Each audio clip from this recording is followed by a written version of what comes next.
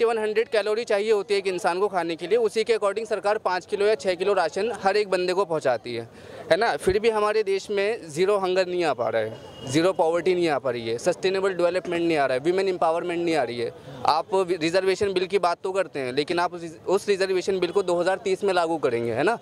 सुनिए, जैसे भैया कह रहे हैं भूखा ना सोइए, 143 करोड़ अब हमारे पॉपुलेशन हमारी हो चुकी है, 32 करोड़ है अमेरिका। आप सुनते रहिएगा, हंगर रिपोर्ट जो आप कह रहे हो ना 6 करोड़, तो वो भी दिखाती है।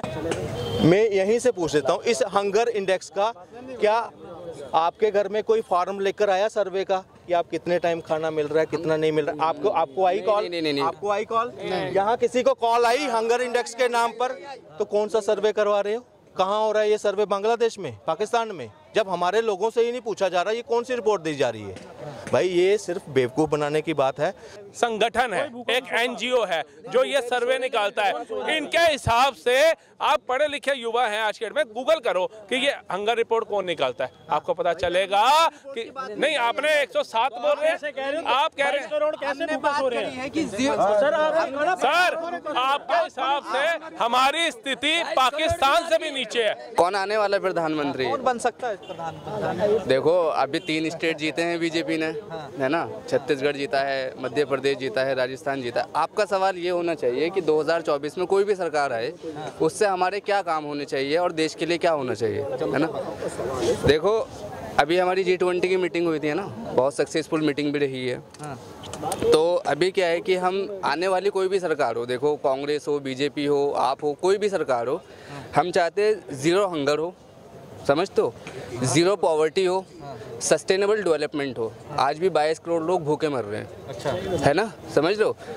रिपोर्ट उठा के देखिए आप, 2014 से लेके और 2023 चल रहा है। आप रिपोर्ट उठा के देखिए जी कि जो गवर्नमेंट ने जो और चीज़ों पे खर्च किए हैं ना पैसे, उसकी वजह से आज जो है ना खाना नहीं मिल पा रहा है लोगों को। जैसे कि अब भाई बात कर रहे थे सिलेंडर की, एक दिहाड़ी की बात कर रहे थे, है ना। तो 2100 किलो मतलब 2100 कैलोरी चाहिए होती है एक इंसान को खाने के लिए, उसी के अकॉर्डिंग सरकार 5 किलो या 6 किलो राशन हर एक बंदे को पहुंचाती है ना। फिर भी हमारे देश में ज़ीरो हंगर नहीं आ पा रहा है, ज़ीरो पॉवर्टी नहीं आ पा रही है, सस्टेनेबल डेवलपमेंट नहीं आ रहा है, वीमेन एम्पावरमेंट नहीं आ रही है। आप रिजर्वेशन बिल की बात तो करते हैं, लेकिन आप उस रिजर्वेशन बिल को 2030 में लागू करेंगे, है ना। तो सबसे मेन इंपॉर्टेंट चीज़ क्या है कि हम 2030 तक अपने देश को एक डेवलप्ड नेशन देखना चाहते हैं 5 ट्रिलियन का। कोई भी सरकार हो, सिर्फ एक जो है चेहरा होती है जनता का, काम तो ब्यूरोक्रेसी करती है, IAS ऑफिसर करते हैं, IPS ऑफिसर करते हैं, IRS ऑफिसर करते हैं। बात करने के लिए ना हर एक इंसान जो है बात करता है कि मैं मोदी का सपोर्टर हूँ, मैं कांग्रेस का सपोर्टर हूँ। हम ये चाहते हैं कि अब कोई जब इंटरनेशनल मीटिंग हो ना हिंदुस्तान के अंदर, तो मैं ये चाहता हूँ, ठीक है, कि हम यमुना के ऊपर से उसको लेके जाए और उसको बताए कि यमुना का पानी ना नीला है, 75% पॉल्यूशन है यमुना के अंदर, गंगा के अंदर पॉल्यूशन है ना, समझ लो। तो हम चाहते हैं कि ये इंडिया का कल्चर है, देखो कि हमारे यहाँ हम यमुना के ऊपर से उसको गुजारे। और सबसे ज़रूरी बात क्या है कि हम सरकार से तो चाहते हैं, लेकिन हम सबसे इम्पॉर्टेंट चीज़ ये चाहते हैं लेजिस्लेचर के अलावा, एग्जीक्यूटिव के अलावा, जुडिशरी के अलावा, कि जो मीडिया का जो काम है ना, वो मीडिया अपने काम को सही तरीके से करे, बस कि हमारी रैंक नीचे ना हो। तो आपके हिसाब से कौन कर सकता है ये काम? कौन सी सरकार? सिविल सोसाइटी करती है। देखो, हमारी 140 करोड़ की जनता है, आज भी हमारा लिटरेसी रेट 75% है। हिंदुस्तान में 28 स्टेट है, जिसमें से केरला का सबसे ज़्यादा लिटरेसी रेट है। तो क्यों है और जगह क्यों नहीं है?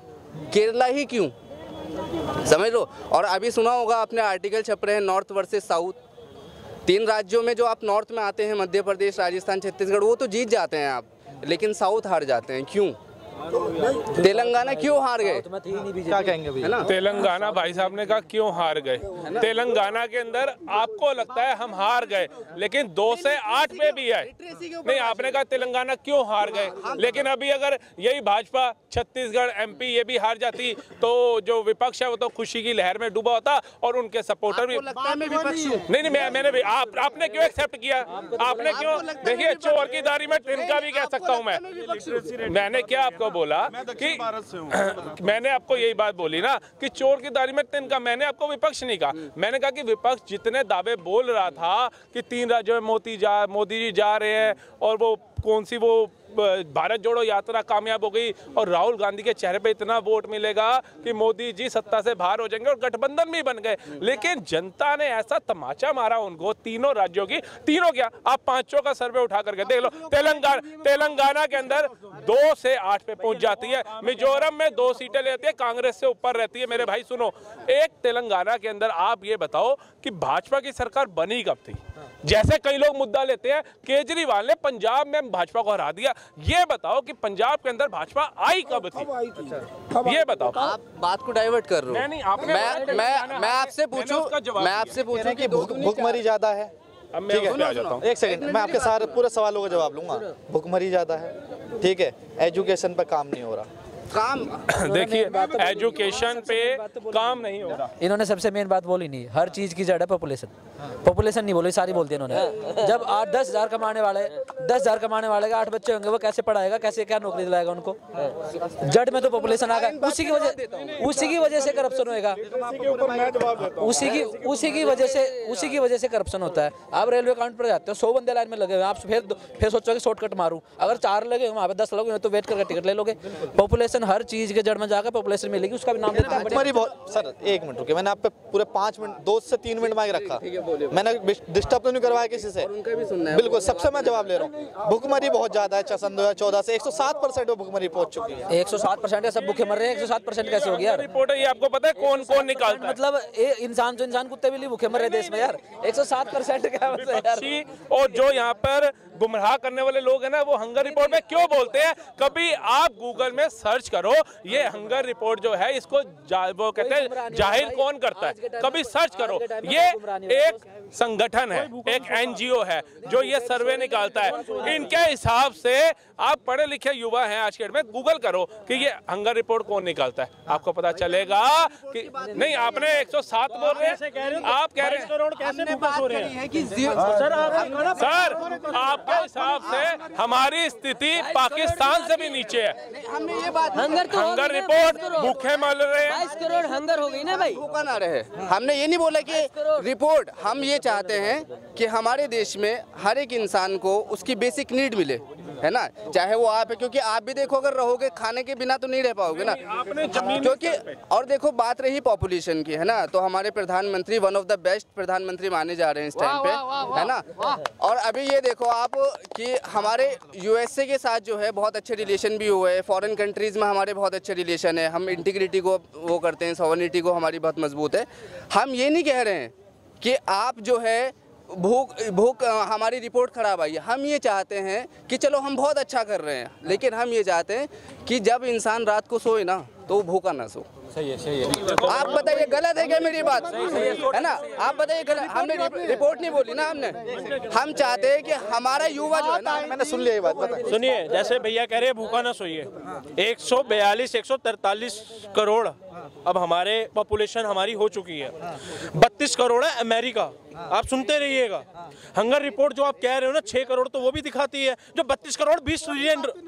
नहीं रिपोर्ट की तो बात ही नहीं, सुनो आप, एक बहुत छोटी सी बात है, हमारी 2014 में हम मेजोरिटी के 22 करोड़ तो भैया ने बोला ना, 22 करोड़। ये भाई जो है ना, ये पूरी प्रॉपर अपनी जो भावना है ना, हम इसका सम्मान करते हैं। ये चाहते हैं कि कोई भी बेसिक फैसिलिटी से महरूम ना रहे, ठीक है। लेकिन क्या होता है, अब 80 करोड़ लोगों को राशन मिल रहा है ना, अब उसमें से ले कितने अब उसमें से ले कितना लेंगे? वही जिसको ज़रूरत होगी। आज एक व्यवस्था दे दी मोदी जी की, हम प्रेस क्यों कर रहे हैं? वहाँ आज कुछ लोग कर रहे हैं, कहते 80 करोड़ लोग जो है ना गरीब हो गए। वो 80 करोड़ राशन देने के नाम पर वो कह रहे हैं कि 80 करोड़ लोग जो हैं गरीब हो गए। भाई आप मत लो, जिनको ज़रूरत नहीं है वो मत लो। एक मिनट, रही बात हंगर इंडेक्स की, अरे मैं यहीं से पूछ लेता हूँ, इस हंगर इंडेक्स का क्या आपके घर में कोई फॉर्म लेकर आया सर्वे का कि आप कितने टाइम खाना मिल रहा है, कितना नहीं मिल रहा? आपको आई कॉल? नहीं। आपको आई कॉल? यहाँ किसी को कॉल आई हंगर इंडेक्स के नाम पर? तो कौन सा सर्वे करवा रहे हो? कहाँ हो रहा है ये सर्वे? बांग्लादेश में, पाकिस्तान में? जब हमारे लोगों से ही नहीं पूछा जा रहा, ये कौन सी रिपोर्ट दी जा रही है?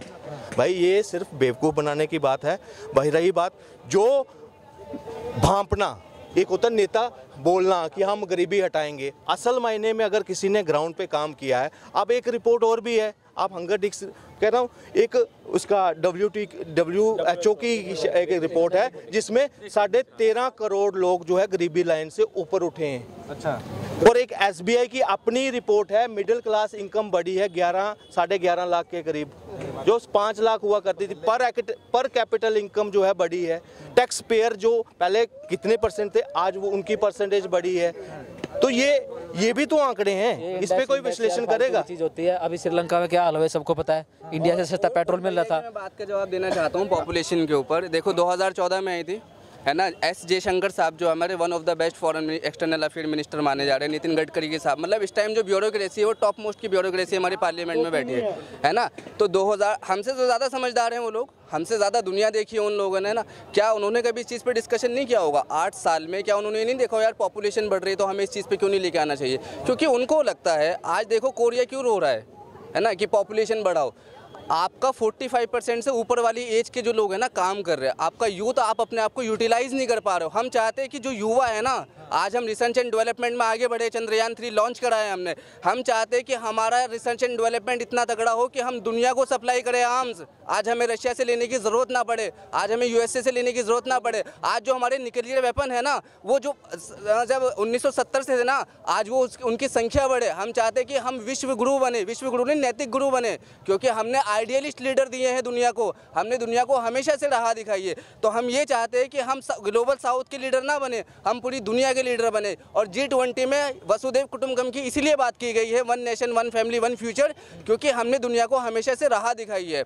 हम ये नहीं कह रहे कि हाँ बीजेपी गलत है या बीजेपी, कोई भी सरकार हो। देखो अटल बिहारी वाजपेयी जी ने कहा था पार्लियामेंट में खड़े हो गए, सरकार आती रहेगी जाती रहेगी, पार्टियां बनती रहेगी गिरती रहेगी, लेकिन ये देश रहना चाहिए, ये लोकतंत्र रहना चाहिए। इसी से मैं अपनी बात को खत्म करूंगा। ठीक है, 1 मिनट जवाब लेते जाइए, क्या करें? इन्होंने बिल्कुल सही कहा कि हमें सिर्फ ग्लोबल साउथ तक लिमिटेड नहीं रहना है, पूरे विश्व का नेता बनना है, बनेंगे।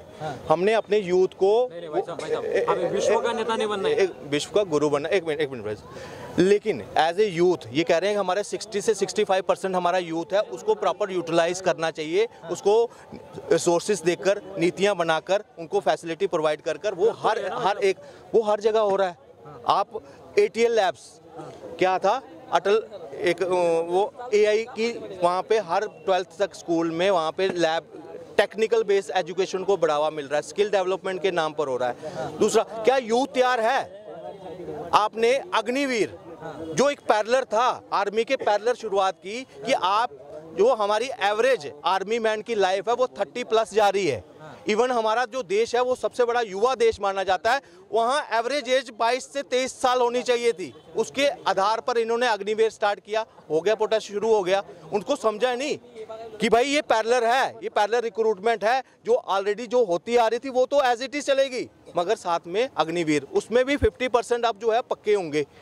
तो एक एक्स्ट्रा वो मिल गया। अगर वो बाहर निकलते हैं, एक डिफेंस सेक्टर से निकलकर वो पब्लिक सेक्टर में आते हैं, वो आर्मी का डिसिप्लिन अगर वहाँ लागू करते हैं, तो क्या करप्शन खत्म होगा हमारे सिस्टम से?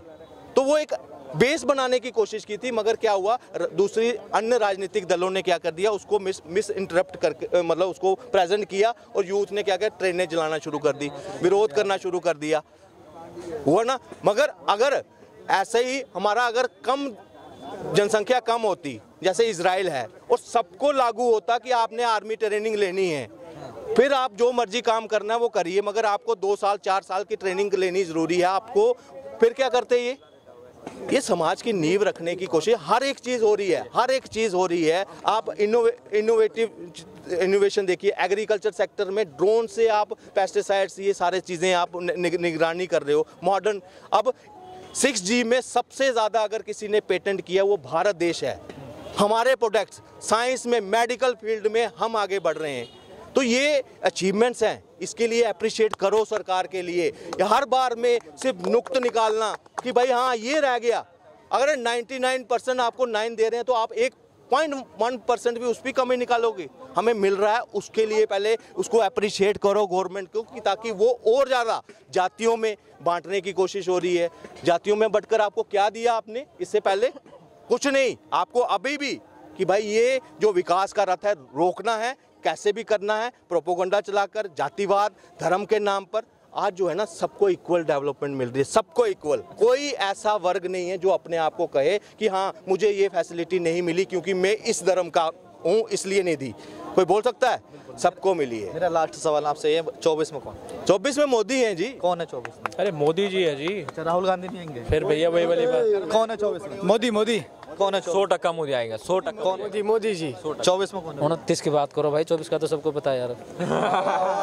भाई कौन है 24 में तो पता है, आपको नहीं पता है? जो इन्होंने बोला वही है भाई, मोदी जी है, मोदी जी।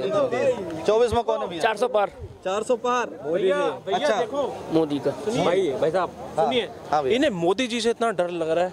अगर अभी वो योगी जी का नाम नहीं है कहीं, अगर योगी जी का गलती से अगर विपक्ष ने नाम डाल दिया ना, तो महाराज फिर हाल देखो क्या होगा। 500 प्लस नहीं महाराज, फिर आप भी ये बैठोगे और मैं देखना क्या एक अभी मोदी जी के नाम से ऐसा है। अभी तो महाराज वो योगी जी जैसे भैया कह रहे हैं 29 में, 24 की तो आप छोड़ दो, अभी 29 का आप देखो। 29 में देखना है हमने। जो तेलंगाना की सरकार आज बनी है, आज भारत में तेलंगाना की सरकार, उसमें भी जो आदमी आज तेलंगाना का सीएम बना है रेड्डी, वो एबीवीपी का कार्य करता था। अखिल भारतीय विद्यार्थी परिषद जो है, जो अभी राष्ट्रीय अधिवेशन उधर चल रहा था, उनका कार्य करता था।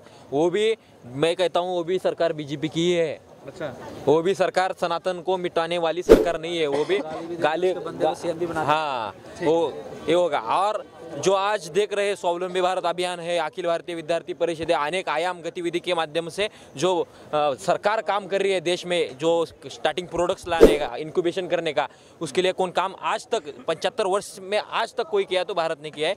104 यूनिकॉर्न प्रोडक्ट भारत दे रहा है। यूनिकॉर्न मतलब जिसका 1000 करोड़ से भी ज़्यादा, 1800 करोड़ से भी ज़्यादा जिसका वार्षिक उत्पन्न रहता है, वो आज भारत दुनिया को दे रहा है। ये सबसे बड़ी भारत की जीत है, ये भारत ने आज तक करके दिखाया दुनिया को। ये सबका आज कल अगर भारत में फिर से बीजेपी सरकार आएगी तो राम मंदिर का तो मुद्दा है, राम मंदिर तो बनने वाला ही है। अभी 22 में तो राम मंदिर बनेगा, काशी मथुरा भी बनेगा।